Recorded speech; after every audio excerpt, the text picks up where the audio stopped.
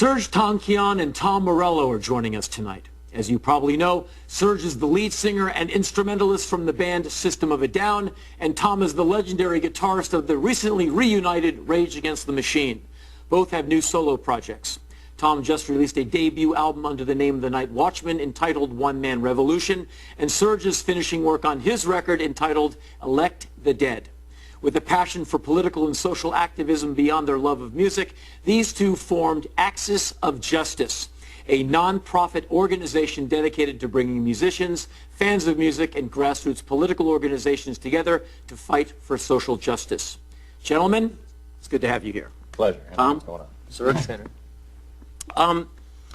What led you to form Axis of Justice? Axis of Justice, the genesis of it was a trip that I made to an Ozfest concert about 7 years ago now.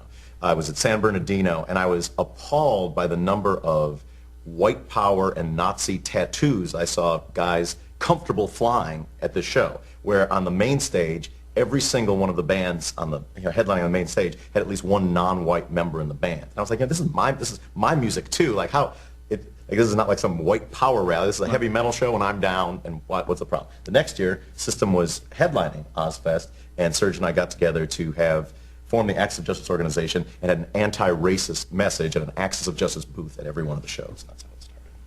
And we had a number of organizations, from Amnesty International to the Armenian National Committee of America to a number of nonprofit organizations. We became an umbrella for different nonprofits at different festivals. And these festivals, people with booths often call these festivals, as I did Lollapalooza like in 1851, and Perry was all about the booths. He's going to get the pro-gun and the anti-gun people all together and just let everyone decide. God sorted out. Yeah. And so I'm sure it was fairly easy for you to start accruing people to set up and hand out pamphlets. And yeah, it was great. That's great. Yeah, the thing we were surprised about was that was the inception of Axis of Justice, and then it grew from there very organically. We tried to answer the question that fans have asked us for 10 years or so: is how do I get involved? Kids who are either motivated by the music or are motivated aside from the music, looking for ways to plug in their suburb or in their inner city or in their country town. To get involved in issues of social justice. So then we tried to make axisofjustice.org a watering hole for potential activists that were reached by our music. Was there at any point a tipping point, besides the Ozfest thing, seeing all the yahoos or the white power stuff? Was there something that you saw, perhaps, or that a tipping point for you, where you said you had to be a politically active person?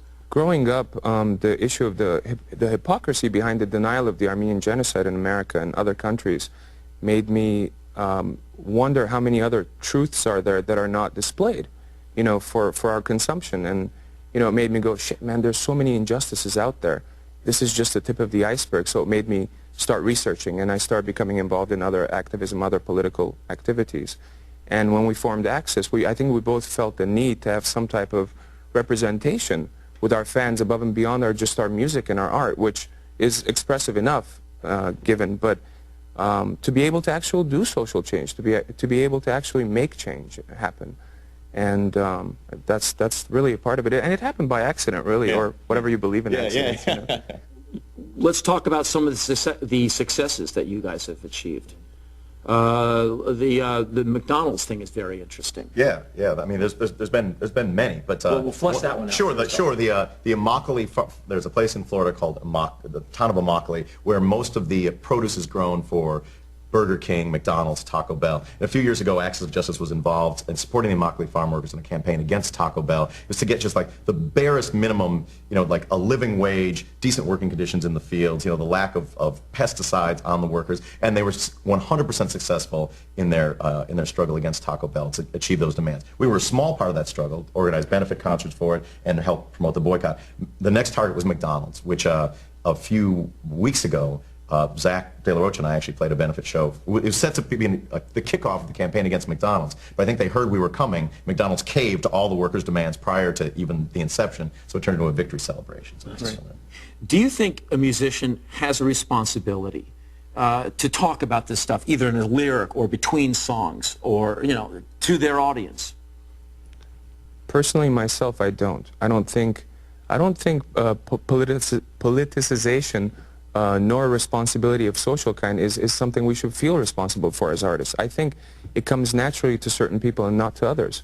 I think it's more about following your heart and doing whatever you feel is right, you know, and if that's a part of what you do musically, then fine, and if it's not, that's fine. I think everyone feels passionate about something. A lot of artists feel passionate about something. It's just different, you know, focuses. You have to admit, this administration, either it's politicized a lot of musicians or has moved them so much to where people you wouldn't think were political or had an opinion, all of a sudden they're writing songs. Yeah. They're mouthing off at award shows, yeah, and infuriating people somewhere.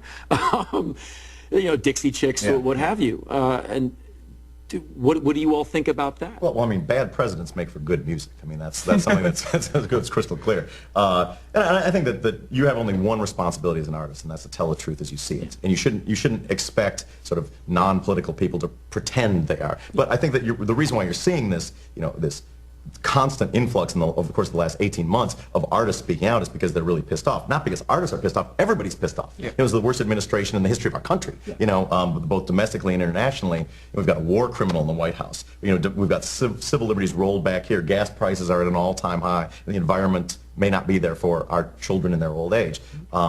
There's reason, you know, artists write songs about it. My hope is that beyond artists writing songs about it, that, you know, students stand up in their campuses, that carpenters do it through their carpenters union, that people, in whatever their vocation is, let their voices be heard. I think it's important not to react and to proact, you know, in terms of artists, in terms of songs that we write. You know, like before the Iraq War, we did a video with Michael Moore called Boom, you know, and that actually landed on MTV the day the war was starting, you know, and it was based on all of the 10 million people protesting before the war, against the war that hadn't happened yet, you know.